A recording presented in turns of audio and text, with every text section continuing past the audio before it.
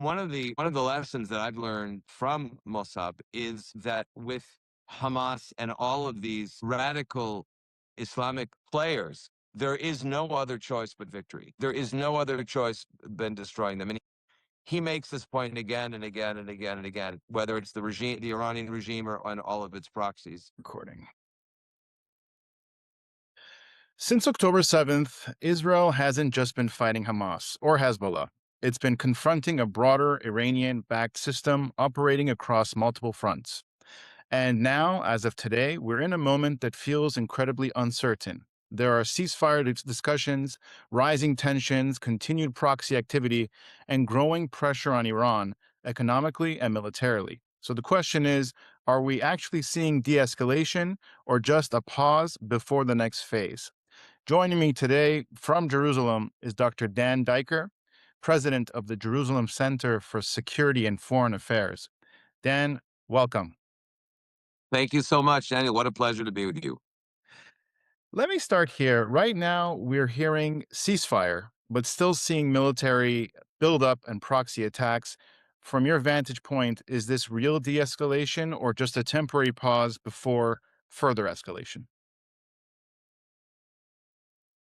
I would actually submit to you that it is all escalation because in jihad or holy war, Islamic warfare, it's all part of one integrated whole. By temporarily ceasing a certain fire on certain fronts, as you mentioned in your eloquent opening, the Islamic Republic is an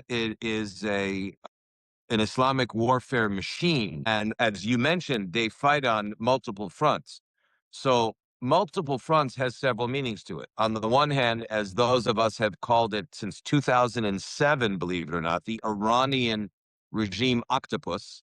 And that's what they are. They are a poisonous, armed Islamist octopus. And all their tentacles, whether it's via the terror proxy Hezbollah in Lebanon, whether it's their Sunni proxy Hamas in Gaza, whether it's the Houthis in Yemen, whether it's the popular mobilization forces loyal to the and funded by the regime in Iraq, as well as their international terror system in Latin America and Africa. They have you can call it a terror hydra, you can call it an octopus. We've called it an octopus at the JCFA for 20 years. They are one tentacle will attempt to strangle a front, such as mobilizing, as you noticed in recent weeks, the Hezbollah has been mobilized and has been really trying to strangle Israel from the northern border. Israel's been fighting really with great ferocity to try to completely downgrade or cut off, to keep the analogy, cut off that tentacle. Now, there's another form of multi-front war. It's not only the military multi-front war, but it's also the diplomatic multi-front war. So what I mean to say here is that escalation, as I suggested just a couple minutes ago, also means when the Iranian regime stops their ballistic missile fire for the moment, regroup, re-energize, reorganize, and engage in massive psychological and political warfare. This is part of the jihad. So this is another front. Some people are calling this, Daniel, the eighth front, because Israel's fighting the Iranian regime on no fewer than 7 fronts. And it must be understood, this political, psychological, economic, perceptual warfare as an additional front. So in that sense, it's no less dangerous, and I would suggest even more fatal than even what's called a kinetic or a military terror war that the Iranian regime is prosecuting. And one example, before I'd love to hear your input on this, but one example, if we looked just in the last hours and days, the American public's appetite for this war is declining. There hasn't been a great appetite from the beginning, but the numbers are even less supportive, even among President Trump's base, by a matter of 4 or 5 percentage points.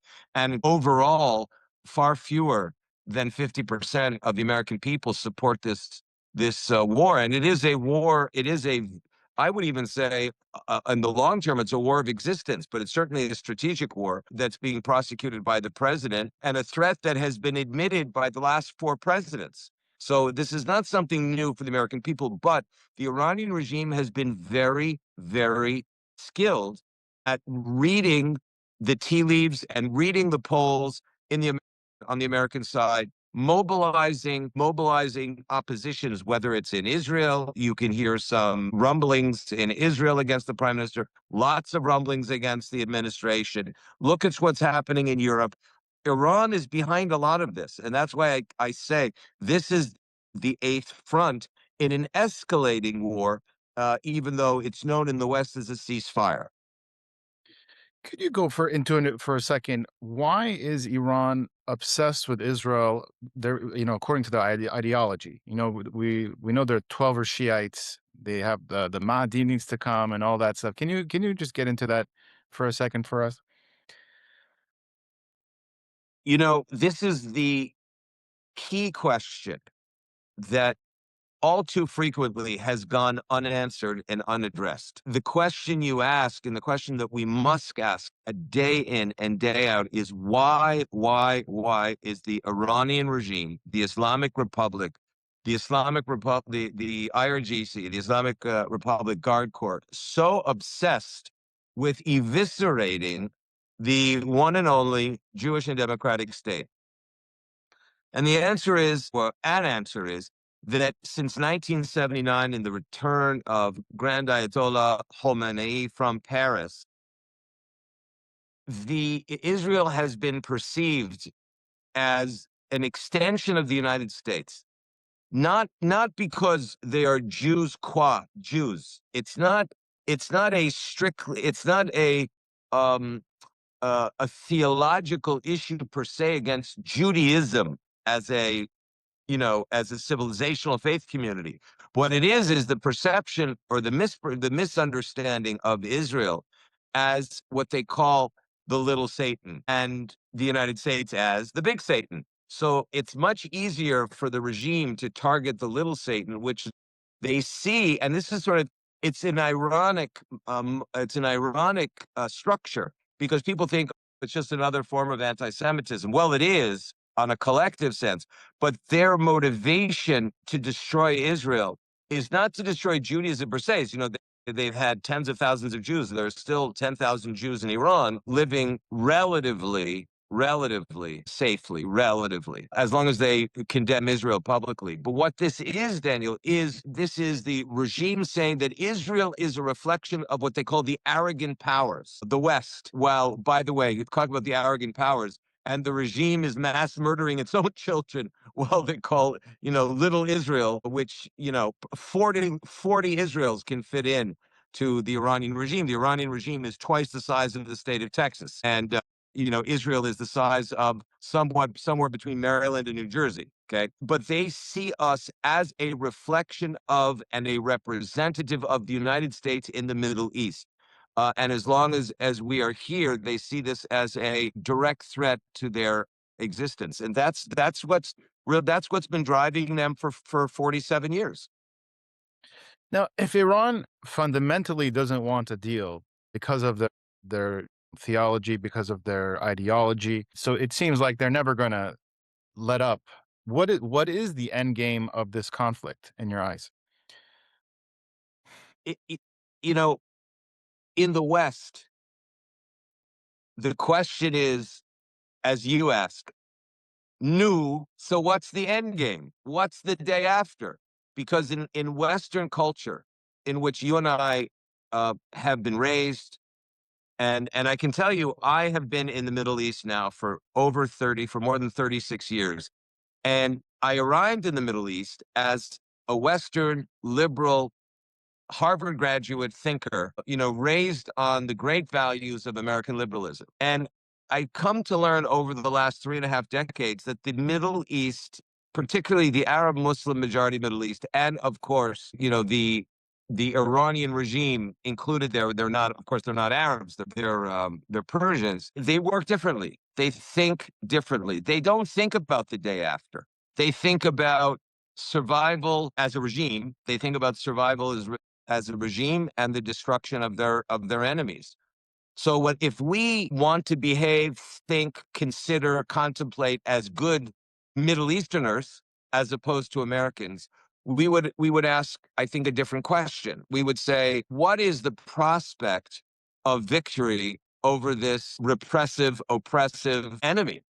Because this is the long war. This is a war in the mind of jihad that will never end, because jihad is a state of being. It's a process. The Chinese called it the long war. The Soviets also. It is a war that is so profoundly rooted in messianic ideology, or the word in English is their eschatology. It's an end of days scenario. So because it has messianic, it's fueled by messianic oil and gas, if you will, that for them it never ends until, as you said very well, they force the reemergence of their messianic figure, as you said, called the Mahdi, the 12th Imam. Now, this is very difficult for those of us in the West to really consider, because if you look at the CNN, look at the major networks other than Al Jazeera, and they're talking about two countries at war. When are these two countries, as if we're fighting Sweden, God forbid, right? As if we're fighting like a Western country. We're fighting an ideology with a flag. And that's exactly what Amir Taheri, who is is this very brilliant former editor-in-chief of the Iranian regime broadsheet called Kayan. He said, Mr. Taheri is a brilliant, and now very much in opposition to the regime, that he lives in the West, but he called the Islamic regime a cause. It's a cause. It's not a country. And they are there until everyone buys or submits to the Islamic regime's cause. The Arabs refer to this idea, by the way, the Arab Muslim world, as Dar al-Harb, is the world of war, versus Dar al-Salam, or versus the world of Islam. So this is just another, that's the Arab Muslim representation of this Islamic Republic idea. So it's the same idea. Either you submit or you die. It's one of the, there is no other option. Do you think that the United States and Israel are aligned with their goals with Iran? Obviously, Israel is willing to stay there for the long run. It has to, but the United States may fold under pressure. Is that a correct assessment? Or The United States and Israel have been very strongly coordinated and aligned. It is true that the two countries share, I think, the ultimate goal, which is the dismantling of the Islamic Republic's leadership, the regime. But the political realities and pressures on each country are different. The United States, I mean, it's true, just to finish the point, that both Israel and the United States have upcoming elections almost in the same month, right? I mean, Israel is late October, and America, the midterms are in the beginning of November. And that's extraordinary how politically similar the pressures of each country is. Semicolon but commas, my professor at university used to say. And it is because for Israel, this is an existential moment. Today, as we speak, this is just hours before Israel Independence Day, our 48th, our 78th year. And for Israel, this is the second war. This is Israel's second war of independence. This is a war for Israel's existence. As we said, it's an 8-front war, including the 7 active military terror fronts, all driven by the Islamic Republic's terror machinery, as well as the 8th front that we talked about just a few minutes ago. For the United States, this is a strategic war. I mean, the United States knows that at this particular moment, the Islamic Republic had been very close to the breakout and the possibility of producing multiple nuclear bombs. President Trump has said this. It's not an exaggeration.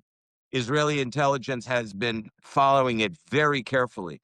And as a matter of fact, just to put an exclamation point on the on this issue. Iranian Foreign Minister Arachi actually told Special Envoy Steve Witkoff in a moment of it was of humor, if I understood the context of the discussion, according to reports, that he said, Envoy Witkoff, we have enough 62% highly enriched uranium, a hop, skip, and a jump away from the 90% required to produce a nuclear device. We have enough of that to produce 11 nuclear bombs. And that was widely reported. And that's no exaggeration. And this is something that the president knew from CIA, from CIA intelligence reports, as well as the Mossad. So in that sense, both countries understood that this is a serious problem. For Israel, it is essential because we're next door to Iran, basically, regionally next door. And for the Americans understood that for them, there are American bases in 7, 8 countries across the Middle East, and that the Iranian regime is dead determined to produce an intercontinental ballistic missile, which could take some time, but they can produce dirty bombs now, and they can launch those dirty bombs from all of those Octopus proxy tentacles, as we mentioned earlier in our chat, and launch them at America's allies, whether it's Israel, whether it's the Gulf countries, whether it's the American bases themselves, and in addition to launching dirty bombs around the world because they have an international terror network. So in that sense, America and Israel are very much on the same page. But for Israel, and I just wanted to mention to our viewers that a very important statement made to the existential threat, immediate, acute existential threat to Israel, as reflected in the words of outgoing Mossad chief Dedi Barnea just a few days ago on the day of Holocaust remembrance and what they call Yom HaShoah ve'Agvura. And the word Gvura means heroism. So it's the day of Holocaust remembrance and heroism remembrance that Israel can only rest once this Iranian regime, this death cult, passes from the world. We cannot rest until such time, because the regime, as hydras do, hydras and octopuses, they regenerate. And this is exactly the fear, that the regime will regenerate those tentacles. They will resupply, rearm, rehabilitate with the billions of dollars of Russian money and billions of dollars of Chinese money, and as well as North Korean know-how, because we've eliminated, Israel and the United States have eliminated so many primarily Israel, nuclear scientists and IRGC commanders, but they will regenerate and they will rearm. And this is something that Israel cannot allow to happen again. We've been in this war opposite the Iranian regime for 47 years, and they will continue for the next 47 years unless the head of the octopus is decapitated. And that's unique to Israel. I mean, both Israel and the United States have said, well, decapitation or regime change, if you will, is not our direct goal.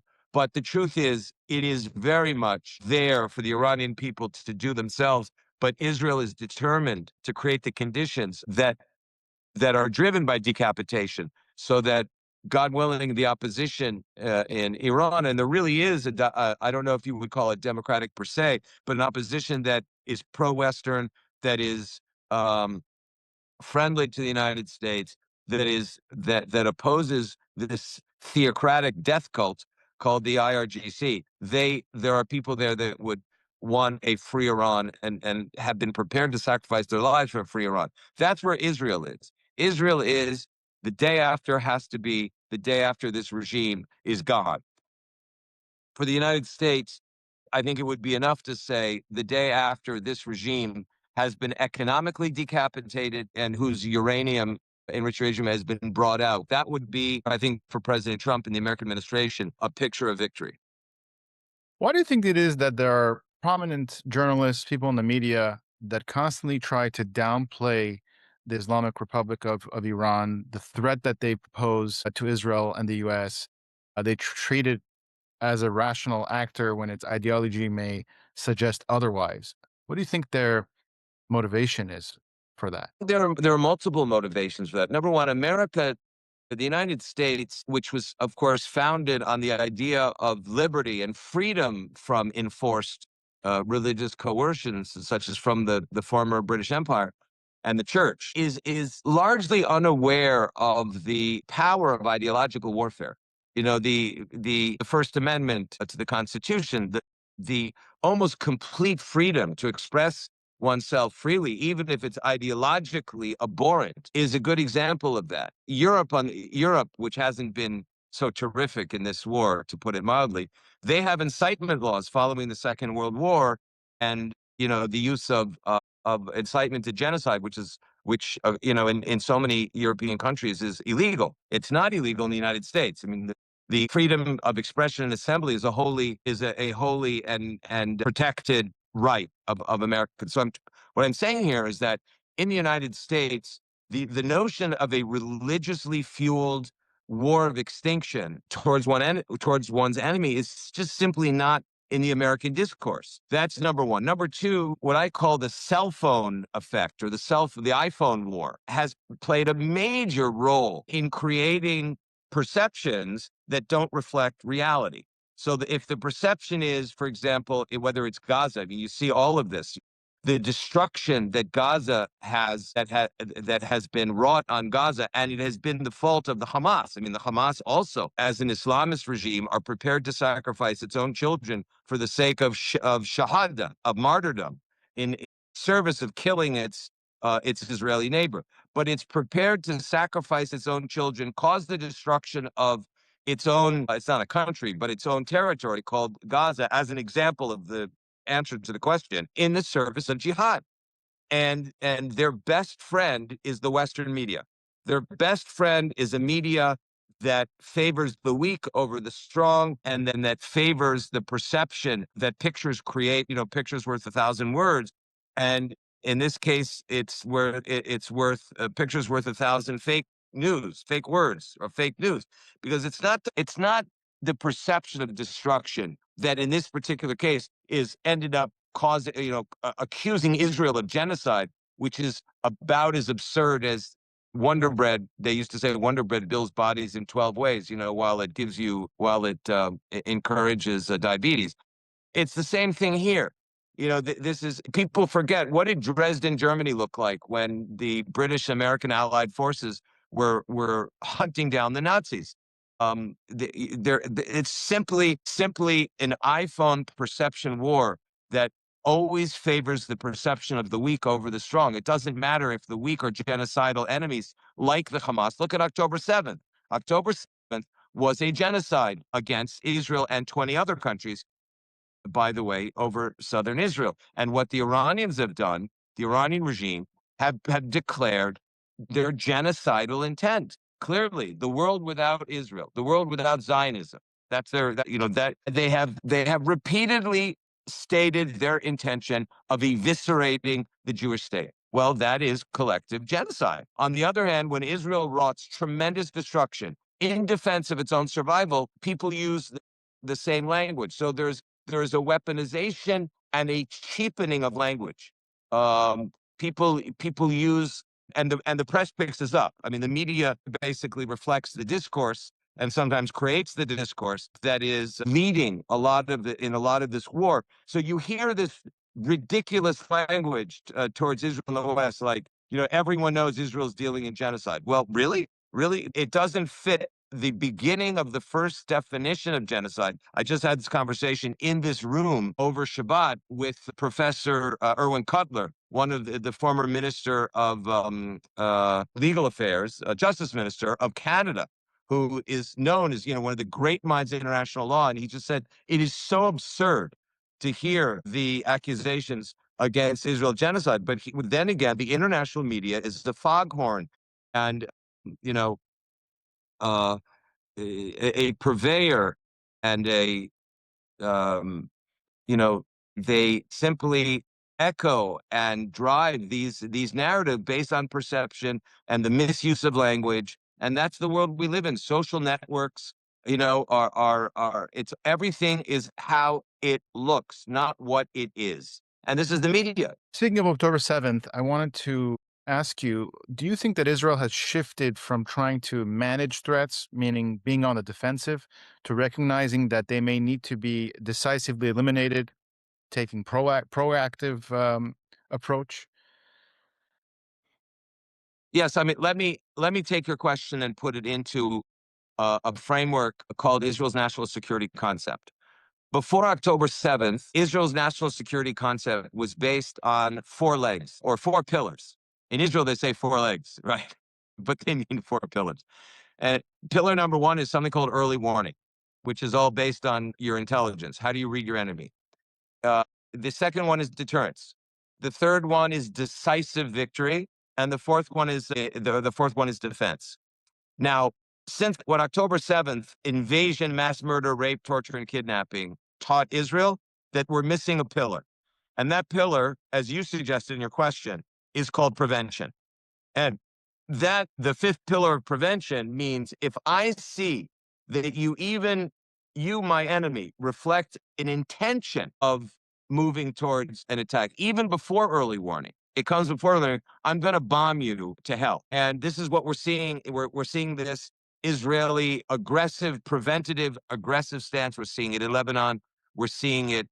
We're seeing it also towards the Iranian regime. This is the new, far more aggressive Israeli preventative measures towards how it reads the intention in the beginning of action to destroy it or to injure the country. So yes, this is the new Israeli preventative measure. You saw this by the way, in September 2024 with the beeper attacks, and this has earned Israel, I think, a strong reputation of being known as, in Arabic, they say al faras al asil, which is the noble rider or the strong horse in simple terms.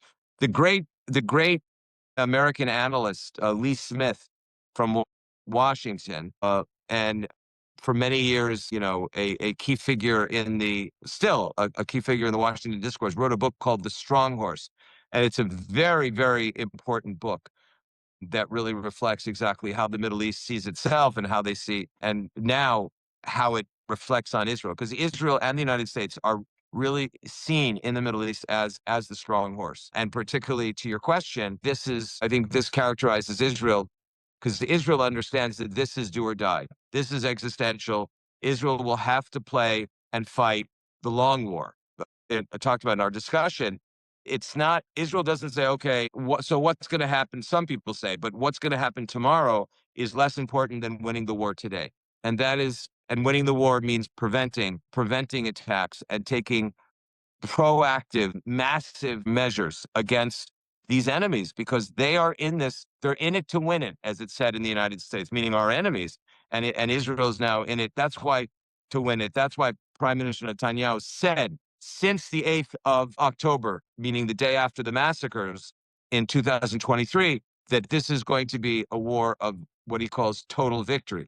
And that's reminiscent of no other than Prime Minister Winston Churchill in World War II. Much more difficult to have total victory over these asymmetrical enemies in asymmetrical warfare. But I do think that Israel is on its way to victory. And the way what victory looks like are these dismantled ideological actors, whether it's the Islamic regime or whether it's terror proxies, because radical ideologies and extremist ideologies require territory in order to succeed. So if you can unseat them or dismantle them from the territories that they control, we've gone a long way towards this total victory. I want to ask you one last question. One of the major stars of our channel is Mosab Hassan Yousef, which I know you've interacted with on many occasions. I've seen you on many videos together. I just want to know what you've learned from him personally. Did it change any way you understood Hamas? I think our viewers would be very interested to hear. Well, first of all, Mosab, I must say, has become a dear, dear friend of mine personally. We actually shared Thanksgiving this year together at our home in Westchester, where my folks still live, and that was just wonderful. And Mosab he's really a profound thinker. He's not only an excellent presenter and fighter, warrior on TV, whether it's Dr. Phil or whether it's any of these other panel programs, but he's really a great thinker and a very fine human being. One of the lessons that I've learned from Mossab is that with Hamas and all of these radical Islamic players, there is no other choice but victory. There is no other choice than destroying them. And he makes this point again and again and again and again, whether it's the regime, the Iranian regime, or on all of its proxies. And Mosab is really a believer in freedom and in Judeo-Christian civilization. And I think he, as a, as a someone who grew up in the Arab Muslim Islamist reality under the thumb of Hamas. Of course, his dad, Hassan Yousef, was one of the co-founders of Hamas, and very painful for him, his family structure. But he, as a lover of freedom and a fighter for freedom, and Mossab has done more in Israel and out of Israel for the Jewish people than anyone could really imagine. And I think that Am Yisrael owes him a great debt of thanks. But what I've learned from him is that this really is a zero-sum game. And he emphasizes that day in and day out. And I think we have to, to listen very carefully. And there are others, by the way, besides Mossab.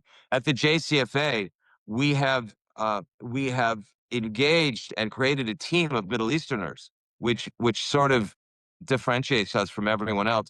We have Rowan Othman, the wonderful Syrian Lebanese woman who is working with JCFA, and the great Khalid Abu Talmeh, the great Arab Israeli journalist and analyst. When we have Kurds, we have Druze, we have Iranians. So we really have the panoply of Middle Eastern thinkers and doers. So that's why we call ourselves the Middle East in a bottle. We call ourselves the anchoring the Arab Muslim majority Middle East, Israel, and the West, which is what differentiates us. And we're driving the eighth front. This is the war. The ultimate war is the war for Israel's international standing, the war for the West, opposite radical Islam, and whether it's of the radical Shiite variety, which we've been discussing today in the Iranian regime, or whether it's radical Sunni Islam. This is the key war that we have to win, is the war on the multiple battlefields, not just the terror military battlefield, but the battlefield for international public opinion, because that's where right now the Jewish people's mini nation state is losing at the moment. And it's a battlefield that is vitally important to dominate. And that's what we're dedicated to doing it with Mossab and all of our other Middle Eastern analysts and allies. In Israel, at the end of the day, we are Middle Eastern. Israel is a Middle Eastern country. It's a Western country, but it's deeply Middle Eastern. Majority culture here comes from the Arab lands. We can think Middle East. People majority of people here come from Arabic-speaking families, and I think this is the position we want to have in this emerging Middle East, which actually, and to end on a positive note, we could be very much on the cusp, if we do win this, please God, do win this war against the Islamic Republic, of a new, safer, more stable Middle East led by the United States and Israel and our Gulf partners. And that includes the possibility of new energy pipelines coming directly from Saudi Arabia and the Gulf up across, avoiding the Straits of Hormuz, coming towards passing through Israel, whether it's Ashdod or the Haifa port, and then, of course, off to the west. So it's a possibility really of a new Middle East, and Israel would play a very important role there. Dr. Dan Diker, I want to thank you for your time. I truly appreciate it. Thank you for everything, and I hope to speak to you again soon. God willing. Thank you very much for this wonderful discussion.